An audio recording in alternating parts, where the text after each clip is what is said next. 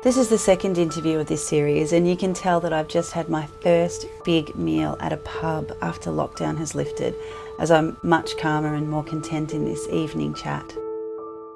We hear from John, a husband and father of three and a climatologist, who literally packed up his office and worked from his bedroom during lockdown, while his kids were homeschooling and attending their own online learning platforms from their two-bedroom home in Seddon, which is an inner western suburb of metropolitan Melbourne.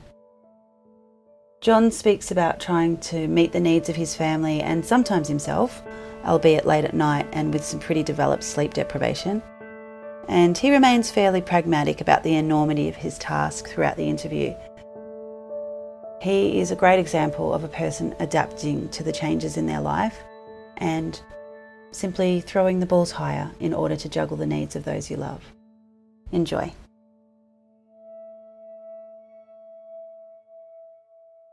Hi John, and welcome to the second interview of Lockdown, Stories from Inside. Thank you so much for joining me. Thank you, Amanda. So let's begin with the first set of questions about your living arrangements and some sort of basic household information for the listeners. Can you tell us a little bit about where you live in Victoria and describe your neighbourhood for us? I live in Seddon. It's relatively close to the city, but it feels very suburban. My neighbourhood is mostly detached housing. It has some cultural diversity. It's right next door to Footscray, which has a very visible Vietnamese, African and Greek communities, along with many other cultures. But Seddon's always been wider compared to Footscray, for at least as long as I've known it. Mm. It's Footscray, from my understanding. It's sort of due west from Melbourne, isn't it? How far away from the city is it, do you think? We're about 7 kilometres from the city.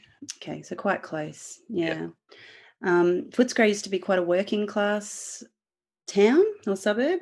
Would you say that Seddon is the same now, or is Seddon more generic or more white collar? Well, I've lived around Footscray on and off for about 20 years. And even when I first moved in, gentrification had already sort of begun. Yeah. So even more so now, I guess there's probably a shift towards more white collar professional work. Yeah, that's what I've heard. Yeah. But there's sort of local employment of both types, and obviously people commute as well. Being so close to the city, it's easy to do that. What do you think the main political inclinations are in the region? Obviously, I've described to listeners in the previous interview that maybe from overseas, that in Australia we have Liberal and Labor as the two major parties, and then the Greens and some independents. So what do you think that your neighbourhood is more inclined towards as a political party? Well, I haven't talked to any of my neighbours about politics, but Footscray is a safe Labor seat for the state government, and likewise Maribyrnong is a safe Labor seat for the federal government. And I vote for the Greens. Yeah. Would your neighbourhood be classified as a high, middle or low socioeconomic status, do you think? Well, my household falls into the middle band for socioeconomic status, and I guess most of my neighbourhood would too. Yeah. And just for listeners as well, in Victoria, according to the Census of Population and Housing in 2016, a weekly income of $2,500 or more is classified as a high socioeconomic status. And a household income of between $700 and $2,499 is classified as that middle band. So it's quite a broad range. And obviously there's a lot of difference between a household, dependents as well, I'm imagining, that has $700 in their pocket as opposed to $2,499 in their pocket at the end of the day. So it's an interesting one, the middle class bracket these days. It's quite a large difference. Yeah, absolutely. Yeah. I can't imagine trying to get by, or our household trying to get by on $700 a week. No, we'd be closer to 2,000. Well, thank you for sharing that. Let's talk a little bit about your living arrangements. How many people do you live with? And what relationship are they to you? Well, there's five of us. I live with my wife of almost 17 years and our three children, aged 10, 8, and 6. Okay, so they're all in primary school. That's right. Describing your place of residence, is it a house in Seddon or an apartment, or it'll sort of walk us through what your house looks like, and even if it has a backyard or how much space you have, things like that. Yeah, gee, I wish I could share some photos with your listeners. Yeah, it's quite a sight, but but no, but on paper it sounds pretty normal. So yeah, we live in a two-bedroom house with a small backyard. Mhm. Um, there's also a kitchen, a lounge room, and a bathroom. We don't have any spare room. There's a small park a couple of blocks away, but there's larger green spaces within cycling distance too. Okay, so did you say three bedrooms? No, two bedrooms. Two bedrooms. So you have three children, and That's right. yeah. Okay, so Yes. obviously So they're in bunk beds. gorgeous. That is very old school, actually. A lot of Victorians used to live that way, especially in those inner city houses, didn't they? Well, that's right. The house is actually quite old, and it's had a number of families through it before. Some are the same size as ours. So Awesome. And yeah, I guess the parks and gardens nearby make it, extra livable too, because you can always go and visit those. Although in the lockdown, when the playgrounds are closed, it's a little bit more difficult. So I'm imagining that would have affected you guys a bit. that's right. You could still go to the park and sort of throw the frisbee or kick the ball around, but it was confronting seeing the play equipment taped off. And I found the same with my children. The BMX tracks were all closed, and it was really, confronting is a really good word for it, actually. So, can you describe to us, in the last question in this sort of living arrangements section of the interview, what a typical weekday was like for you before the pandemic and before Victoria went into lockdown? So my routine, I'd wake up at 6 and do some physical exercise and a bit of housework in the kitchen and laundry, and then at 7 I'd get the kids up, pardon me, feed them, wash them, dress them, make lunches, do the same for myself, and then leave the house at 8:30, and we ride to school. I drop off the kids, and then I keep going into the city, and I'm normally at my desk by about 20 past 9. I do my work in the office, and then I jump back on the bike at about 3 o'clock. Go back to school, collect the kids at 3:30, head home, get some dinner on the table by about 5. We'd normally try and do some family games at about 6:30, and then I'd try and get the kids in bed between 7:30 and 8. And controlling the kids' bedtime can be really challenging. Yeah, no. And then hopefully after that we'd have some time with my wife or Mm. for myself from about 8:30 to about 10. Awesome. Wow, that is one full day for you. I'm very impressed with all that you managed to fit in. I know how difficult it is to juggle the needs of children myself. So that's yeah, and I commend you Well, for yeah, I'm really lucky that my work is flexible enough that I can do that. absolutely. Yeah, and it sounds lovely being able to ride to school as well. It's a really nice thing to do. It's a fantastic way to start the day for Mm, me and the kids. Yeah, yeah, it definitely wakes them up. Yeah. absolutely. Moving into the work life segment, what does your work entail? Let's talk about your occupation and what do you do? Yeah, well, I'm a climatologist with the Bureau of Meteorology, and Hmm. the area I work in spends a lot of time telling people about how the recent weather compares to long-term averages and how the weather in the months ahead might be different compared to average. So what that means is I mostly write reports and articles and do media interviews. How did your work life actually change with all of these restrictions that were implemented in Victoria? Well, how did my work life change? So Yeah. when we went into lockdown, the bureau sent most of my office or equipment to my house. So I pretty much set up my office in the bedroom and tried to do pretty much all the work that I did before in the office, but now remotely from home. Mm. Did you just say that you set up your office in your bedroom?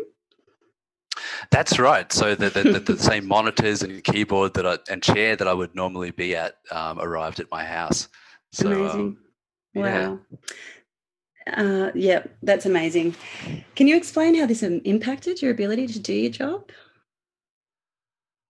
Well, there's some extra security required for working from home, Mm, and that costs a bit of additional time.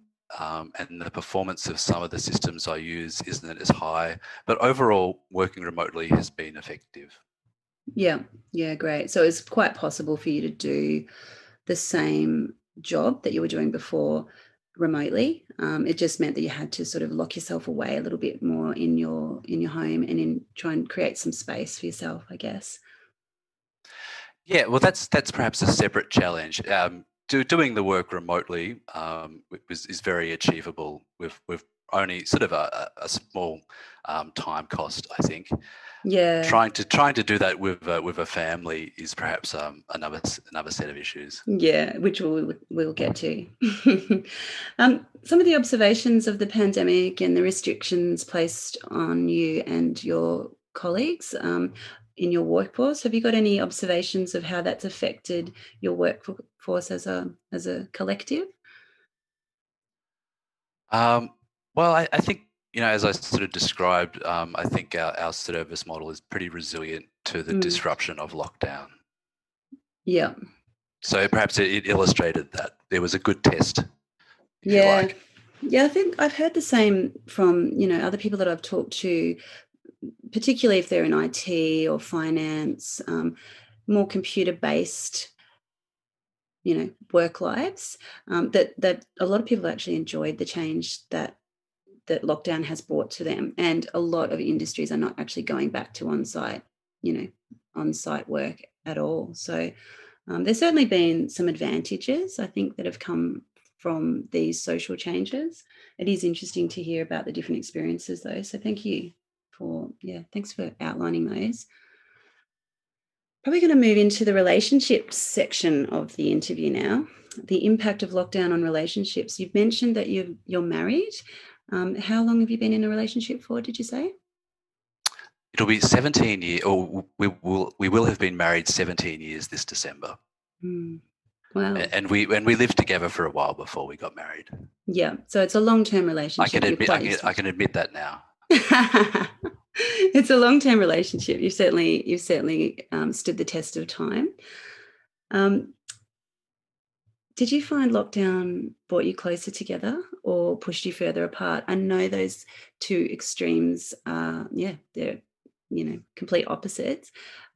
Is if there's a middle ground, please let me know. But yeah, what did you find lockdown sort of did to your relationship with people that have actually known each other and been living together for quite a while? I don't think lockdown fundamentally shifted our relationship. We argued before lockdown. Um, So it didn't and it didn't increase at all over that no, time? I don't think the intensity or the frequency of our arguments necessarily changed with lockdown, and not and notwithstanding, like there were certainly lockdown issues that we did argue about, but we Mm, could have just as easily been arguing about something else if it wasn't lockdown.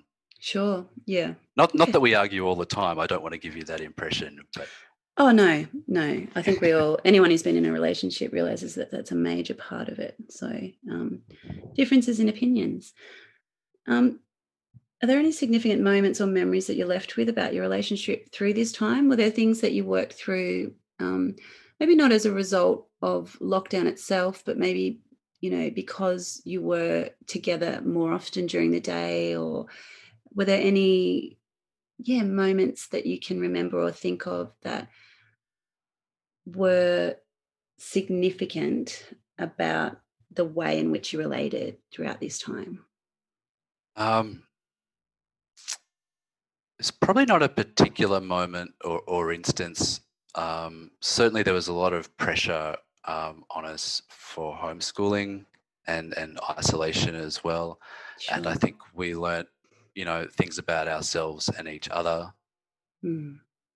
Yeah. Yeah. Thank you. I think that's really relevant. and moving into the children and schooling part of the interview.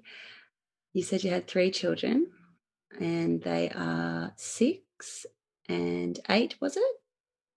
And 10. Yep, And you're doing 10. well. Yeah, so 2 years apart. So That's yeah, right. 3 kids in every 2 years, another child for 6 years in a row. So yeah, that's a really I guess these days quite a close gap between children as well. Well, I sort Not of planned them as a batch. I figured that would sort of make my parenting workload easier if I sort of had them moving through at the same sort of It's, stage of my life. yeah, So, there's definite yeah. advantages with that. Absolutely. Um, yeah, so they're in. Tell me about what grades they're in. I think I know, but maybe I'll let you tell the audience what grades they're in at school. So it's grades 4, grade 2, and prep. Yeah, okay. So the first year of school for one of your children. Yeah, yeah, which is really, Mm, really strange experience yeah. as for a first year of school. They sort of had first term and Mm, then they were back home again for yep. so long, and Yep. only just starting to go back now. Absolutely. They're all at the same school. So as you were telling, That's right. yeah, which makes a difference. But yeah, that would have been really significant for your little preppy, I imagine. Um, did you? So let's talk about remote learning. How much did you have to help facilitate remote learning, and was it even feasible for you to do so? Well, I spent any moment I could find trying to homeschool the kids. Mm. Um, but yeah, I guess I don't. I'm not sure how to answer the feasibility question. I don't. If you were trying, if you were writing up a proposal, I don't think anyone would ever approve it. But I think we Yeah, made the best of our situation. yeah, absolutely. Well, let's ask some more sort of detailed questions about that and explore that a little bit more. Did they follow the curriculum set by the school? For the most part, yeah, we did follow all the lessons set by the school. And yeah, what are your observations of the school's ability to deliver education remotely? How did your children respond to the remote learning that was offered by your local school? The remote learning was hard for the kids. They were resistant to that style or that delivery. I, Mm, and they really they also really missed out on the socialization. And I think that was probably the toughest thing for the kids. absolutely. Yeah. Um, when you say that they were resistant to that style of learning, was that because it was delivered on a screen and they had a lot of sort of computer work to do, or was it because it wasn't delivered in a group? Or can you just explain that a little bit more? Yeah, I think you got it right with the first point. I think just the fact that they weren't in the same physical space as their teacher Yeah, made it much harder for them to engage and yeah, to focus. absolutely. So we would have to really motivate them to get them engaged, but once we had their attention, then they did get into their work and they did find some of it enjoyable. Yeah, so you'd say that your children were able to do the work set, but it was a lot of energy to really implore them to connect with that new style of learning and the work that was being set. And even to access that material, even to use the technology and to navigate um, the different platforms, because there's more than one. They had to sort of find their way around to get their work and to submit their work. Yeah, That so was that tricky. was quite tricky, and all kids are different. And two of my kids were more than capable of doing probably all of the work, and another one of my children found some of the work tricky as well. Yeah, So absolutely. not just the fact that it was remote learning, just learning in general.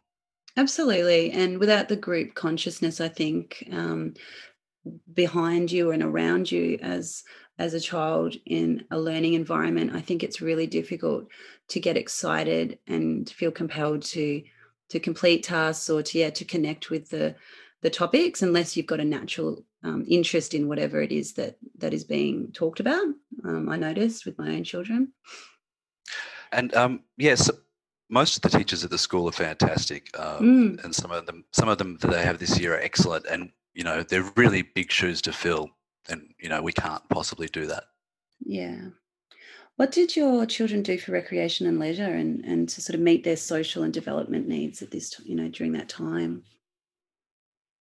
Well, we did a lot of play. Yeah. So indoor, that would be video games or playing Lego, or outside playing physical activity outside, playing games in the backyard, Yeah, tiggy, great. chasey, that sort of thing. Nice. Yeah, I found that, yeah, I found it really heartening to see families playing together more and walking together, bike riding together.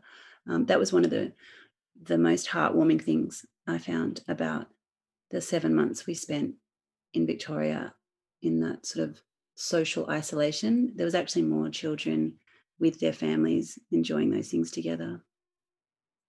Yeah, well, I've always spent a lot of time with my kids, so that wasn't a new sort of experience for any of us. But yeah, we did. It was a chance to try out a few new things. We wired up the lounge room. We've got 4 computers in there at the moment, so we can all sort of LAN Minecraft together. Oh, wow. Nice one. Yeah, yeah. So yeah, we had a lot of fun. Yeah, just mucking around with a few things we hadn't done before as well. Excellent. I think that's a really good idea. And yeah, some interesting and inspiring ideas for people in case we ever go into a lockdown again. Um, so, what do you think?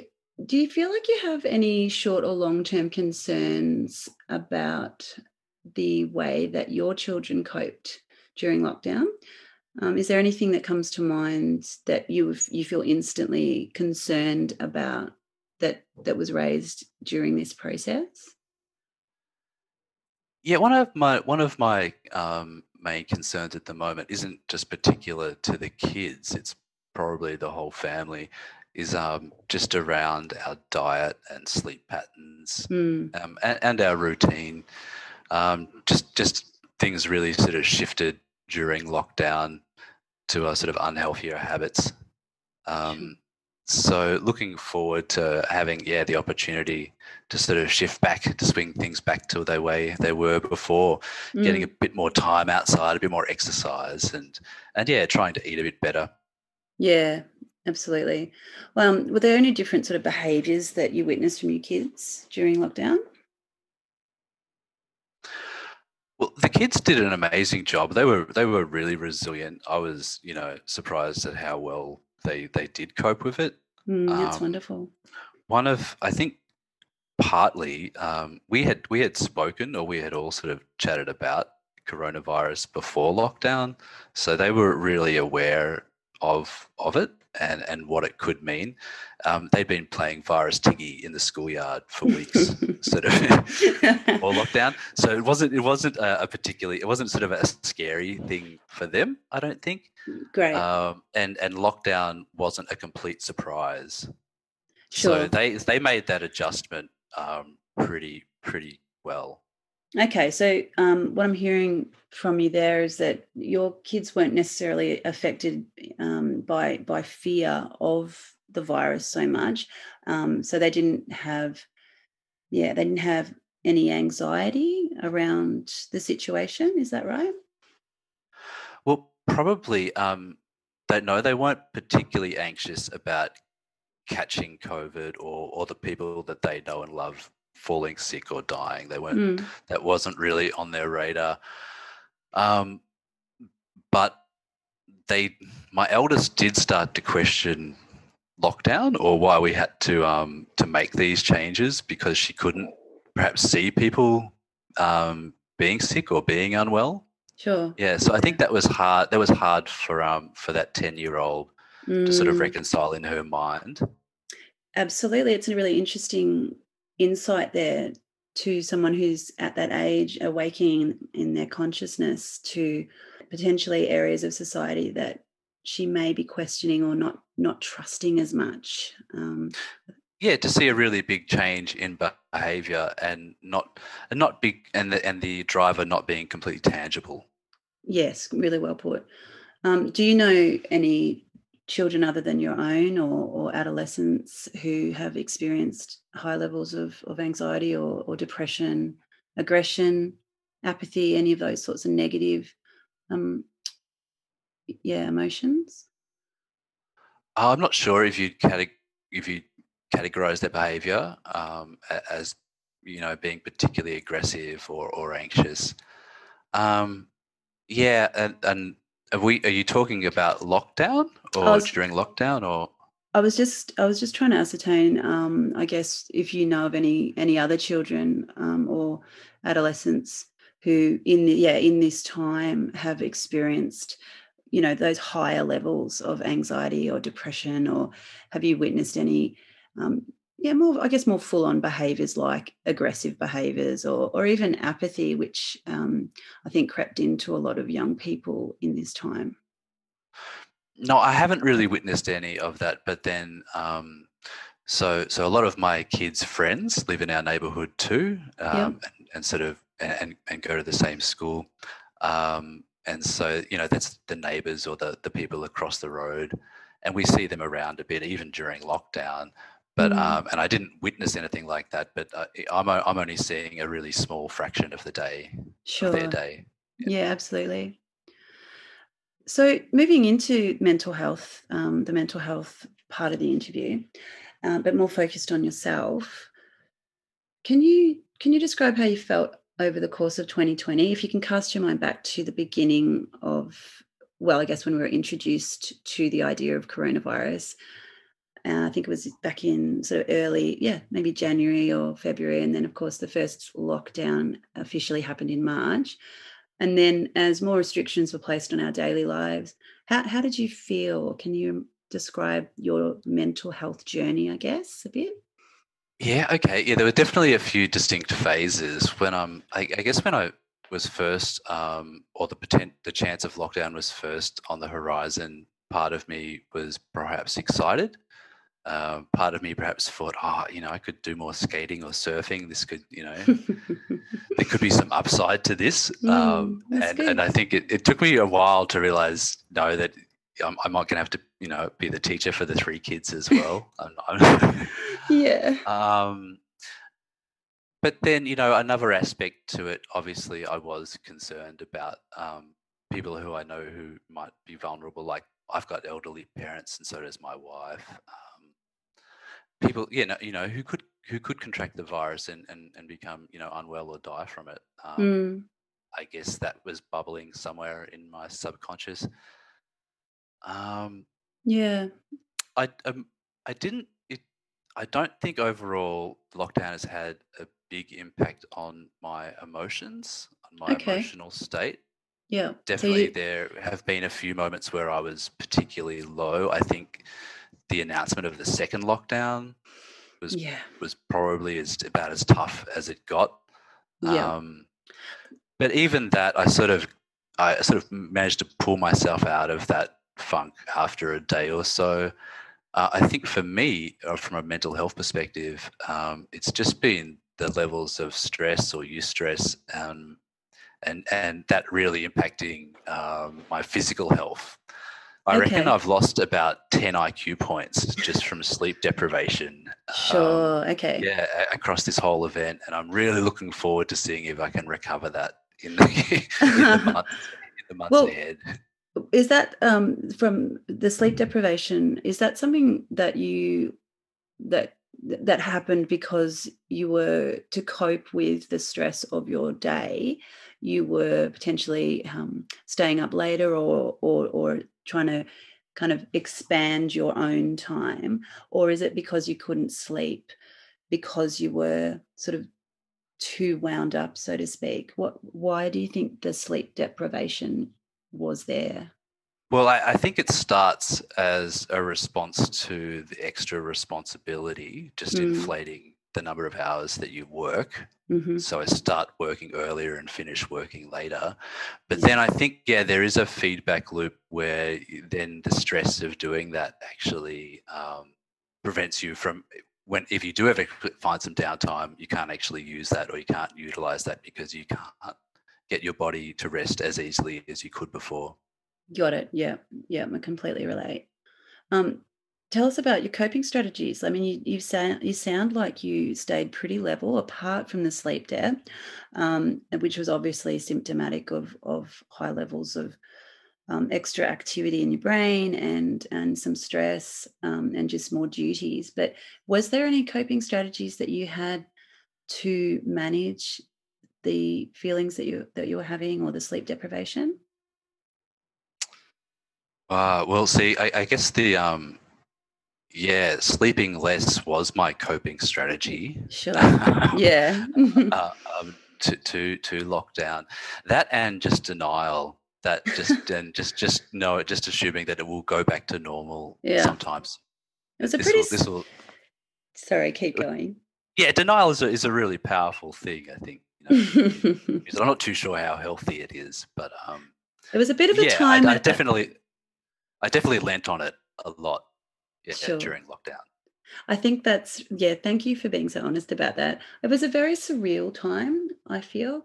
It was a bit like a time warp in many ways. The days kind of ran into each other, really. And although it was like Groundhog Day kind of thing in many Absolutely, ways. So yeah. yeah, I completely understand that there's a loss of reality that happens with that. So sleep deprivation is obviously going to be a factor in that, and denial as well. Did you keep going with your bike riding and all of that sort of thing in the 5K radius at those stage 4 restrictions? Well, no. Well, my pattern Mm, has changed, and that was something I really mourned for. Was that each day I was getting sort of a half-hour sprint, 2 half-hour sprints on my bike, sort of into the city and back. That I wasn't doing. I mm, wasn't doing during lockdown. Not because that I couldn't go out and ride my bike around an oval for half an hour. Just because I had those extra responsibilities yeah, for homeschooling. I just, yeah, yeah. You just couldn't fit I it needed in. to focus on that. Yeah. Yeah, absolutely. Um, Yeah, were there things that you did, and this is a little bit of a tricky question, and I'm sure that you are going to be conscious of your professionality here, but were there things that you did that were against the social restrictions put in place to help yourself? That things like going outside a 5 kilometer radius or visiting a friend or not wearing a face mask. Well, I don't use a GPS navigation, so there were probably times where I skirted the boundary of my 5 kilometer limit.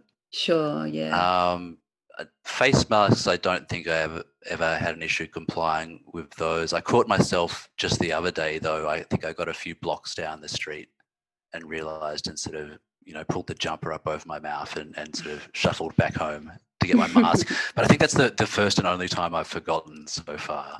sure. Yeah. Okay. So you stayed pretty true to what the government was actually advising for the community yeah, to do in that Yeah, time. yeah.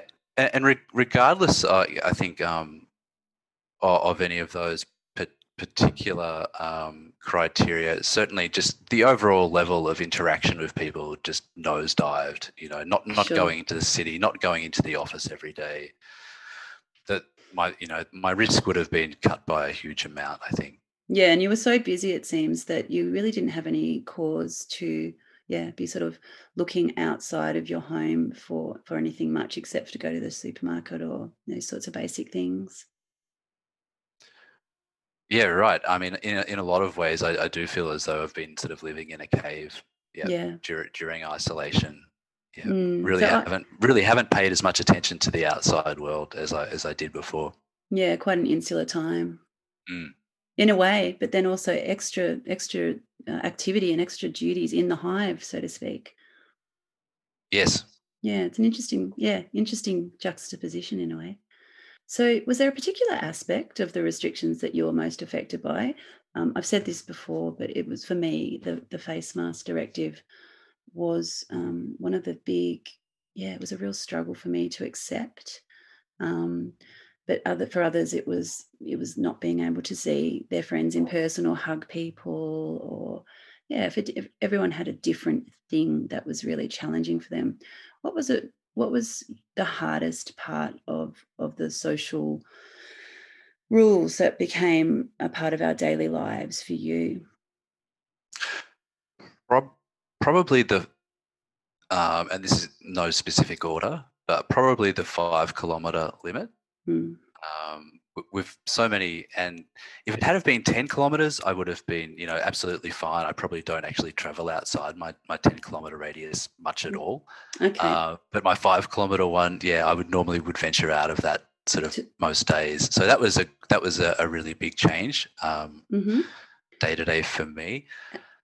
And Uh, if I could just stop you there just to clarify on that too, what was it about the 10 kilometers being better for you? I mean, what was out beyond the 5 kilometers radius? Or was it just a sense of freedom?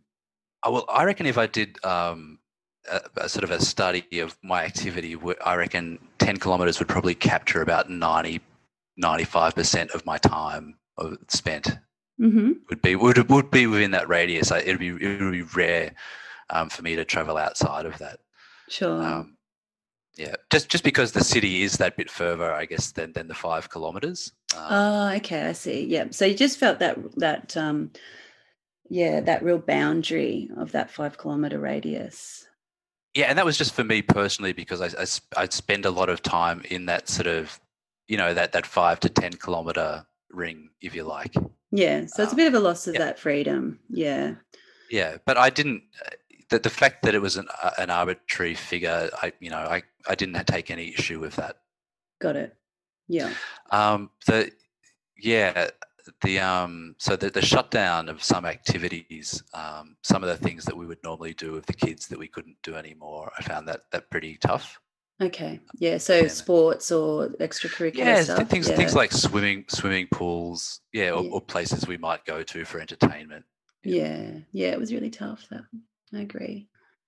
Um, Here's a little bit of a Oh, the number other one. game. Yeah. Go for it. Sorry to speak over you. Now, That's okay. and this is another, yeah, and this isn't so much one of the restrictions, but and this goes back to homeschooling again. One of the things I found hardest was having sort of webcams all around the house. Oh yeah. Yeah. Yeah, there would be sort of one in the kitchen, one in the lounge room, one in the kids' bedroom, and one wandering around the hallway.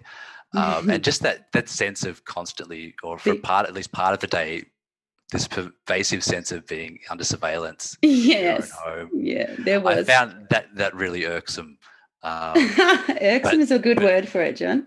yeah, Yeah, there's a real sense of Big Brother watching everywhere, absolutely, and not even just Big Brother, but just being witnessed in your own personal, yeah, doing your that's own right. personal Having to thing. be hyper vigilant, yeah, for at Yeah, least part of the day. Yeah, on top yeah, of everything else. Yeah, got I it. found Yeah, tricky. I totally hear you. On a scale of 1 to 10, can you rank your lowest state of mental health over the course of 2020? One being the lowest, and then to compare what was your highest ranking during this time. This one's a tricky one for me. I'm not too sure. Yeah, what the numbers on the scale really compare to. So I'm going to pluck some out. I'm going to go Yes, for a 3.5. Can I do half numbers? you're allowed to do that. Okay, I'm going Absolutely. to go for a 3.5 as my lowest, Yep. and let's say a 9 Oh, yeah. for my highest. Wow, that's pretty high. Yeah. Yeah. Yeah, yeah. No, I don't think my peaks have really been a lot lower than they ever have. Yeah. Okay. Well, that's a really broad spectrum there. Interesting. I'm enjoying asking this question. Actually, I know it's a little bit ambiguous, especially for a scientist. It'll be good to compare some of the other answers as well. So, what are your observations on how the tight restrictions that have been put on to our community in Victoria have affected those people that you know? And I know you kept to yourself a lot in that time, but just through, I guess, conversations with friends or whatever you've witnessed in your own neighborhood and beyond, yeah, what are your thoughts on how the restrictions have affected other people? They've had a big impact. Mm, It's been fascinating and a little bit scary to see how different people have responded. yeah, And that's been a real eye opener to me, I guess. People who you thought you could answer how they might respond to this sort of situation, and perhaps they do something different or unexpected, or left of field. Yeah, absolutely. Yeah, definitely. It's really brought out a lot of stuff that may have been under the surface or not in full view, I think, for everybody. Yeah, and maybe pushed people to making decisions or making changes that they, wanted to or were going to or may have done. Yeah, it's definitely Mm. changed a lot of people's circumstances a lot, especially Yeah, if your employment has been impacted, or if your health or your family have been impacted. Yeah, huge changes. definitely, which is one of the reasons I felt compelled to do this podcast, actually, to just kind of give voice to the very big range of experiences. Did you manage to connect to your friends and your social networks through lockdown with all of the extra duties and responsibilities that you had? And how did you maintain those connections? Well, one of the silver linings out of lockdown was, it's been something we've sort of been mucking around, or me and my friends have been mucking around with for a long time. We finally sort of got the ball rolling a bit more. Is playing video games online remotely with each other. Yeah, Um, and so that's something I've really enjoyed, and I've shared fun times with a bunch of different people nice. who I've caught up with, face to face over the years, and done other things. And this has always been, something we've enjoyed, perhaps by ourselves, that we've been able to bring together. Sure. Yeah. Yeah, even if it is just for 40 minutes a week or something. Yeah. No, that's a great idea. I know a lot of teenage boys who have certainly enjoyed doing that as well. But it's interesting to see that sort of flowing into more of the adult community because of the fact that you can't do other things that you normally would as an adult with your friends. Yeah, I think there's a lot of dads ruining Fortnite out there now, Oh so it's yeah, good. getting Yeah. their own back. Absolutely. Um, One of the last questions. I've got a couple more to go, but I guess this is a big one as well, and you've sort of answered it in a way, but I wouldn't mind you expanding on it a little bit. What are your observations and thoughts or opinions, concerns even of the impact of COVID-19, not only on you and your family and your friends, but let's think a bit more broadly to Australia as a as a country and also globally. Yeah, that's hard to answer because it's still happening. Yeah, It's still absolutely. still unfolding. Yeah, and I think Mm. it's going to take a long time. Do you have any worries To, about anything to do with what is, kind of risen to the surface from this global pandemic? when you say risen to the surface, is there something in Yeah. particular you're thinking of, or? Um, what I feel when I say that, what I think I mean is um, there's been a lot of weaponized language, I guess, over social media. There's been a lot of culture wars happening, and people really anchoring into almost a tribalism. A lot of people have been activated politically to feel really charged about maybe that what they feel is really important and the important issues to notice around how this has been handled as a virus, but also in the ways that in which governments are actually, I guess, dealing with it in different ways. So I know personally I've really witnessed a lot of conflict actually within social media networks and also just out there on a day-to-day basis. People are feeling really charged up. So um, yeah, I guess that's what I sort of mean when I say, do you have any concerns on the impact of COVID-19 on a broader level? Hmm. Okay. Mm. Well, I've never been on social media, but Mm. I don't live in a cave either. So I sort of, yeah, I'm aware of people taking firmer positions, or pushing an ideology, um, Mm. more so now than before lockdown. And I think that's really natural. I Mm. think when you have big changes, or you're forced into big changes of your behavior, it's going to have a big response, or a strong response. Yeah, absolutely. So I think that's pretty normal. Mm-hmm. Um, yeah, I think one of the saddest, well, or one of the perhaps one of the sadder things from COVID is perhaps when people take those different positions, or people who previously, had been friends or had been close, take Yeah. different positions on whether it be politics or response to COVID, and then that does sort of create distance between them. Because I think yeah, this has been really hard for all of us, and we should have strong feelings about it. But it will subside. I think there will be. It might not be the same normal, but there will be a new normal one day. Yeah. Yeah, and I think some of the things that are important now won't be as important then. Thank you. I guess what my last question in the mental health department is, what's your instant reaction when I say that there may be another lockdown next year, for example, or next autumn, next flu season? How do you feel when you hear those words? I'm not saying that's going to happen. I'm just saying, if you were told that we're about to go into another lockdown, how do you think you would feel? I think I would cope with the third lockdown, with the news of the third lockdown better than I coped with the news of the second lockdown. Ah, interesting. Yeah. You feel like you've acclimatized a little bit to the idea.